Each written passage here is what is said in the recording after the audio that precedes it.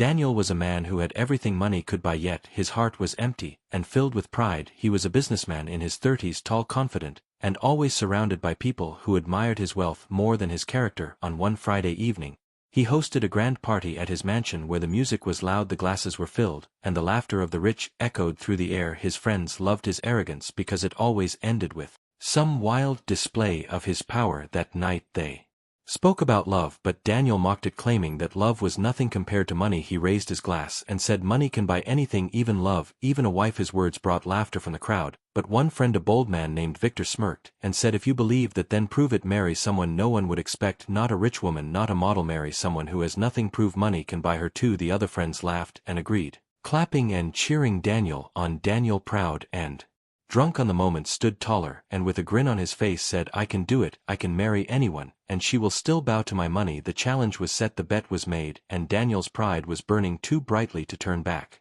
Later that night the party ended, and Daniel left, walking down the dimly lit street of the city. His friends followed behind, still teasing and whispering about the bet. The cold wind carried the smell of rain, and in the distance the sound of cars rushing filled the silence. As they turned a corner, Daniel stopped. His eyes caught sight of a thin woman sitting on the cold pavement. Her clothes were old and torn, her face pale from hunger. She held a cardboard sign with shaky hands that read, hungry, please help. She looked weak, but her eyes were calm, not desperate, just silent and deep. Daniel's friends laughed, pointing at her. One of them whispered, there is your wife, Daniel. Here is your chance to prove yourself. Do it, marry her.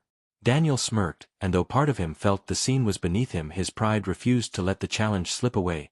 He stepped closer to the beggar woman, his polished shoes clicking against the wet pavement, his shadow falling over her. She looked up slowly, her dark eyes meeting his with an intensity that unsettled him for a moment. She did not look afraid or surprised, she looked as though she had been waiting for him. Daniel cleared his throat and said coldly, I will make you an offer, marry me. He thought she would laugh or cry or beg, but instead she straightened her back, her lips curling into a small, unreadable smile. His friends burst into laughter behind him. One shouted, you cannot be serious, Daniel. Another joked, she is not even worthy to enter your mansion. But Daniel ignored them, keeping his eyes fixed on the beggar woman.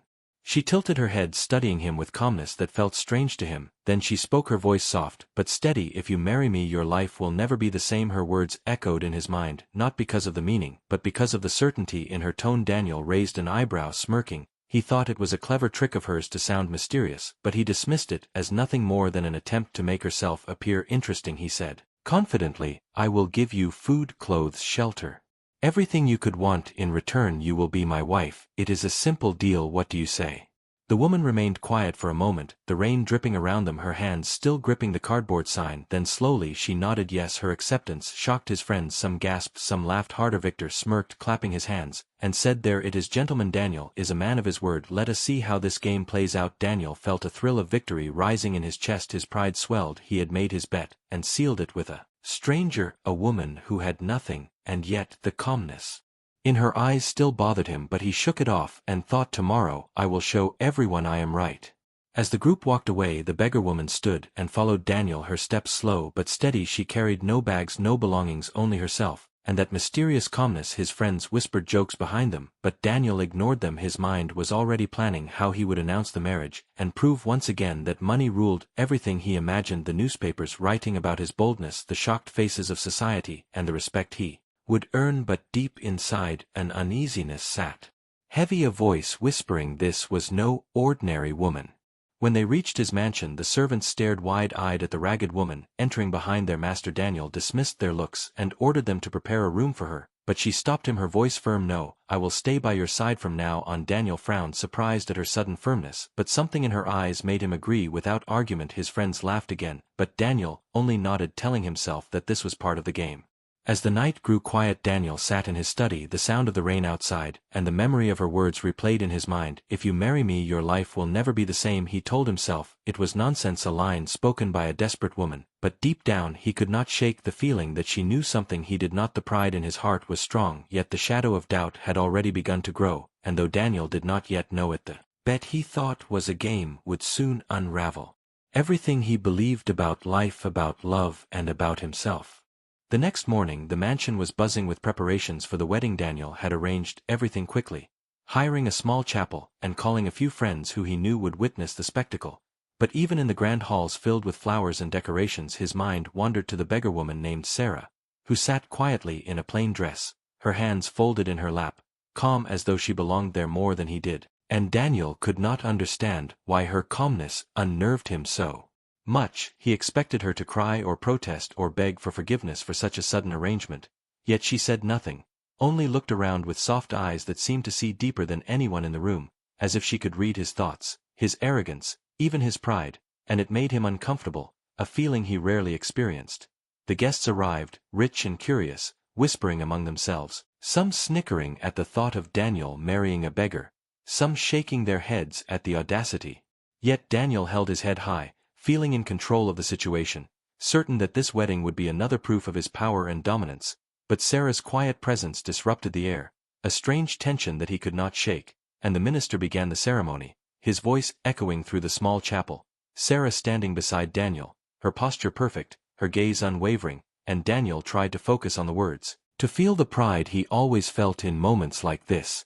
Yet, every time he glanced at Sarah, a feeling of unease struck him, because her calm eyes seemed to challenge him silently, as if she were daring him to underestimate her, to think this was a game, and Daniel laughed nervously to himself, saying this was only a bet, a joke, nothing more. But deep down he began to feel that perhaps this woman was more than she appeared. When the minister asked if Daniel took Sarah as his wife, he repeated the words, confident and loud.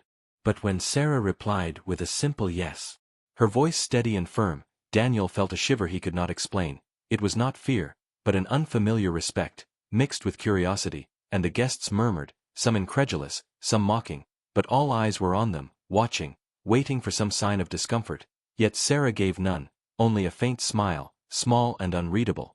After the vows, the guests clapped politely, some laughing, some whispering. Daniel's friends congratulated him, some joking about the bet, but he noticed how Sarah's presence silenced them in small ways. Her calmness seemed to demand attention, to command respect in a subtle manner, and Daniel could not hide his fascination, although he tried, telling himself it was only part of the joke, part of the bet he had made. Later, as they moved to the reception area, a modest table of food arranged by Daniel for appearances only, Sarah spoke for the first time in private, her voice soft but carrying a weight that made Daniel stop in his tracks. She said, "You think this is a joke, but life has ways of teaching lessons, even to men who believe they know everything." And Daniel laughed nervously, brushing it off. Yet he could not forget the way she said it, the calm certainty, the knowledge hidden behind her words, and for the first time in his life, he felt unsure of what would happen next, unsure of whether he could control the situation as he had always done. Throughout the evening Sarah moved quietly among the guests, her presence unnoticed by most, but Daniel noticed small things. How people turned to look at her briefly, some smiling, some whispering, her kindness in small gestures, offering water to a tired guest, helping a child who wandered near the tables, and Daniel's friends noticed too, whispering among themselves, realizing that this woman, whom they had expected to be meek and weak, was already affecting the room in subtle ways, changing the mood, bringing an unexpected calm and warmth. And Daniel felt both pride and unease, pride that he had married her but unease that he could not predict her next move.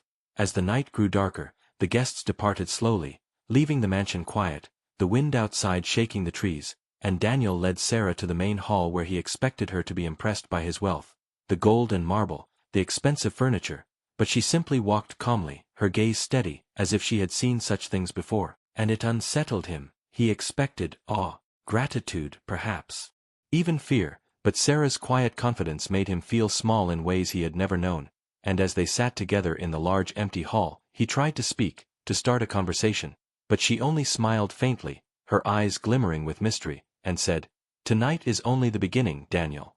You will learn more than you expect, but it will not come easy." And Daniel felt a strange chill, realizing that the bet he had thought was simple was perhaps something he could not control, something that might change him forever. And as the clock ticked past midnight, he stared at Sarah and wondered what secret she held and what the night would bring, unaware that the first lesson had already begun and that he would never view the world the same way again.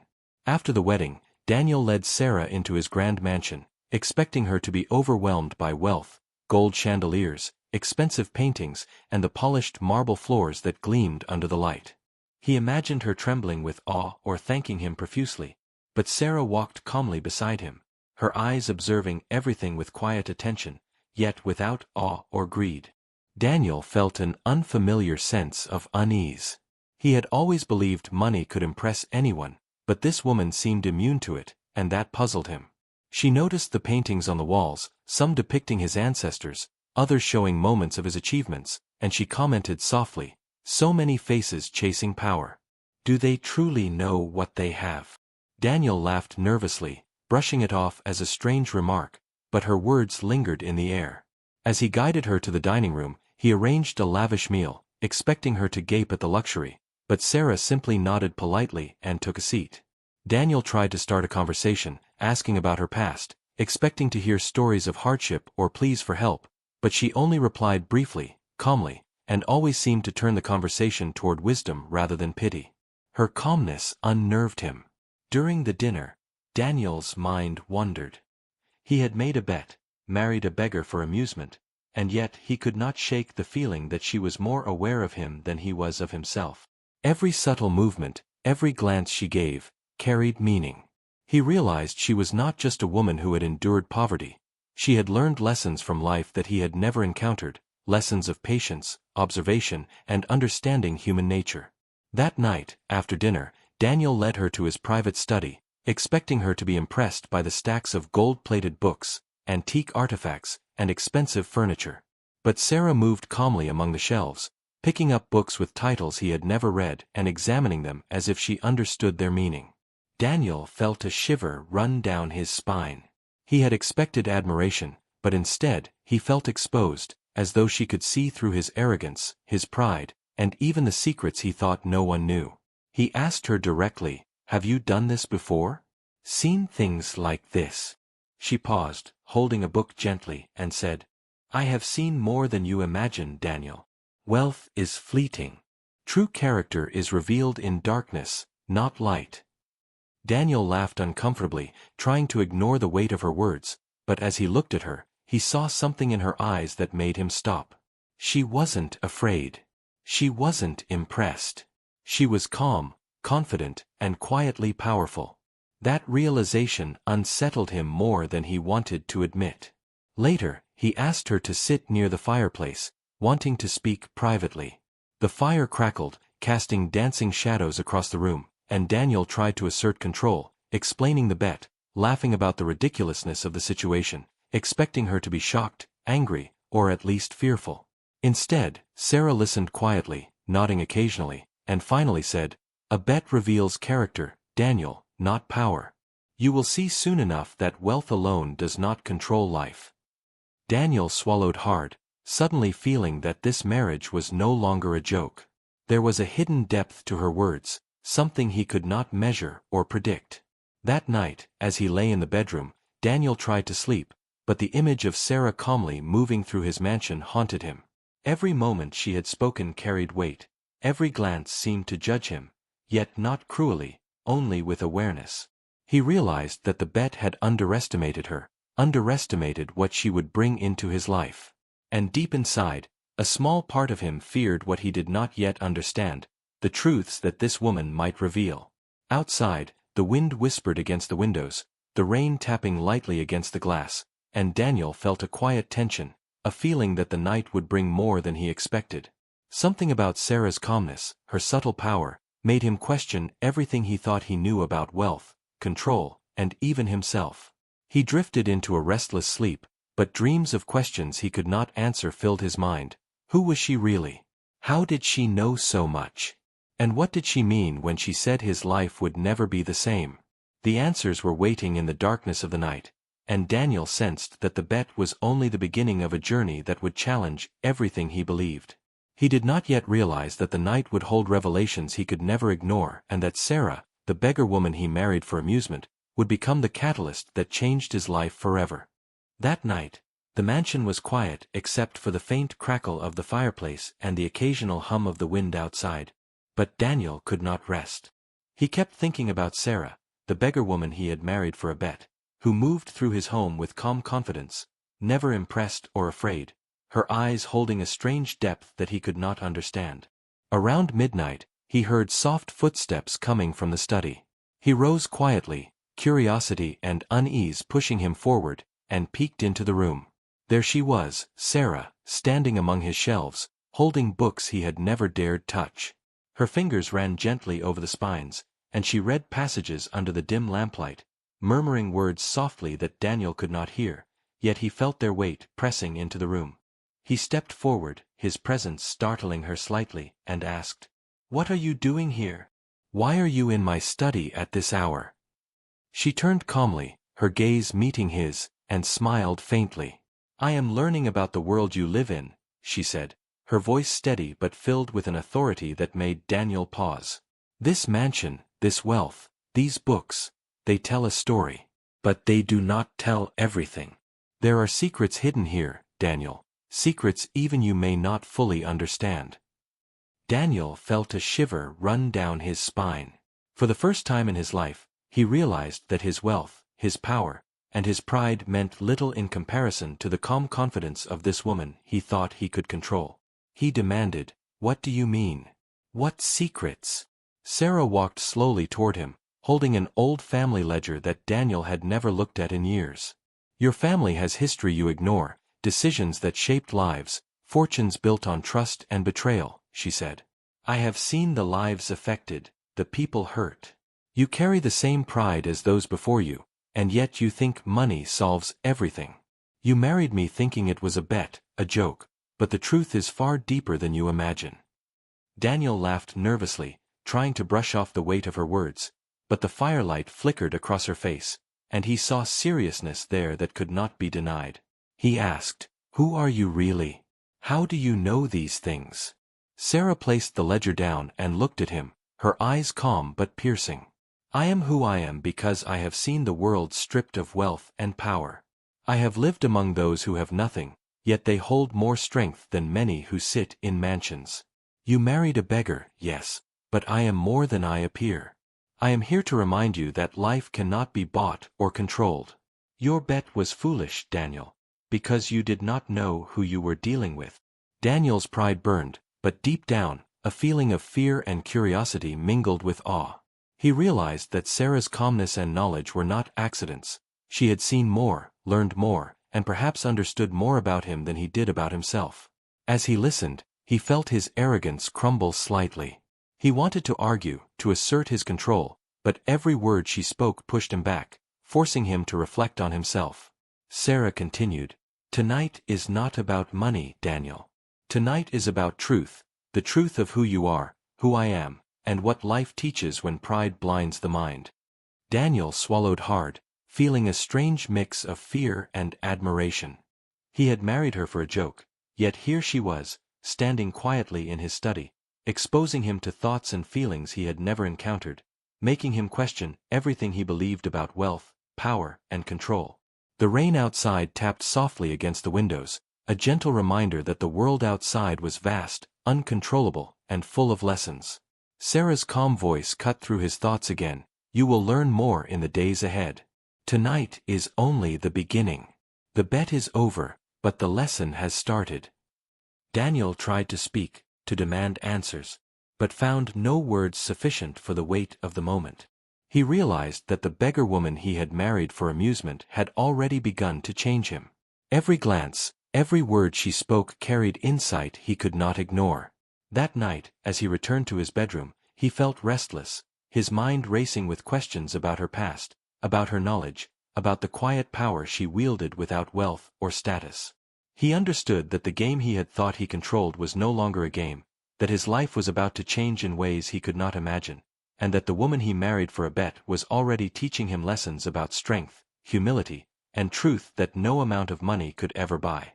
The shadows of the mansion seemed deeper that night, and Daniel knew that Sarah's calm presence held secrets that would slowly unravel everything he had ever believed, transforming him forever. The next morning, Daniel woke to a quiet house, the sun spilling golden light across the marble floors, but he did not feel peace. His mind kept replaying the night's events, Sarah walking through his study, speaking with calm authority, revealing truths he could not ignore. He found her in the kitchen, preparing a simple breakfast with practiced hands, her movements precise, quiet, yet full of purpose. Daniel watched her, curiosity stronger than pride, and finally asked, "Who are you, really? Where did you come from?" Sarah paused, turning to face him, her dark eyes steady and calm, and she began to tell a story that would forever change his understanding of her, and of the world. She spoke of her past, not as a beggar, not as a poor woman, but as someone who had once belonged to a wealthy family, a family torn apart by betrayal and greed. She had lost everything not because she was weak, but because those around her had chosen selfishness over love and honor. Her parents, once respected and wealthy, had been tricked and ruined by people they trusted, leaving her alone in the world. Instead of despair, Sarah chose to live humbly among the poor, learning patience, resilience, and the true value of human kindness. Daniel listened, stunned, unable to interrupt. Her calm voice carried power, not authority over him, but authority of truth, of experience. She continued, I could have stayed angry, bitter, or resentful, but I chose a different path. I learned that wealth can vanish in a day, but character and kindness endure. Daniel's chest tightened as he realized she had endured more than he could imagine, yet she carried no bitterness, only strength and calm confidence. He thought of the bet, of how he had laughed at the idea of marrying a beggar, believing money could control her, believing he could prove dominance. And now he saw the irony. Here was a woman he considered beneath him, who had taught him lessons he did not know he needed to learn. You married me for a joke, Sarah said gently, seeing the conflict in his eyes, but life will teach you that some things cannot be bought. Love, respect, and truth are not yours to command. You will see, Daniel, that this marriage is more than a bet. It is a journey, and you will learn from it whether you want to or not. Daniel's pride resisted, but deep down, a part of him knew she was right. He had always thought himself powerful because of his money, clever because of his influence, but Sarah had already begun to expose the gaps in his understanding, his arrogance, his blind confidence. He felt a strange mixture of fear, awe, and fascination. Over the next hours, Sarah showed him small acts of wisdom that he had ignored all his life. How she treated the staff with quiet respect, how she noticed the smallest details in the house, how she quietly organized the home with intelligence and care that required no money at all.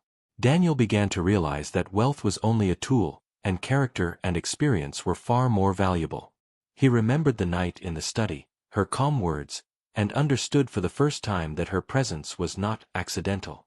She had chosen this moment to teach him, to guide him, and perhaps to test whether he was capable of humility, of learning. The day passed with small lessons, Sarah showing him how to notice things, how to appreciate people, and even how to listen rather than speak. Daniel felt frustrated, embarrassed, and intrigued all at once.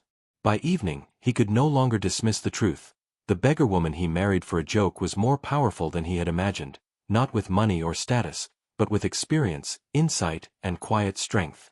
When they sat together that night, the fire casting shadows across the room, Sarah finally said, Daniel, the bet is over, but the real test has begun. You will see your life differently from now on. You will see what you have ignored, and you will learn what it means to be truly rich. Daniel sat in silence, the weight of her words settling on him. He realized he had underestimated her completely.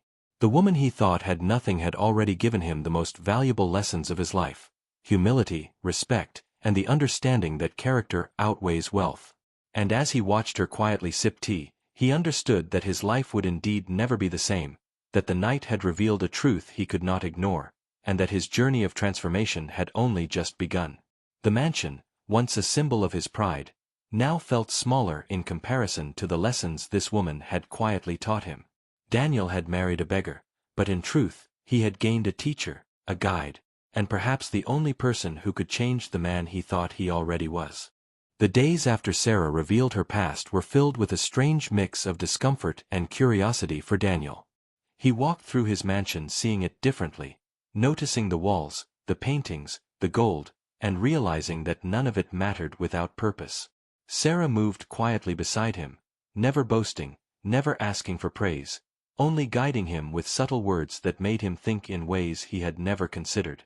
One afternoon, she asked him to leave the mansion and walk with her through the poorer parts of the city. At first, Daniel hesitated, embarrassed by the streets he had always ignored, the people he had avoided, and the smells and chaos that were foreign to his world of wealth. But Sarah's calm hand on his arm pushed him forward, and he followed, his heart racing with unease.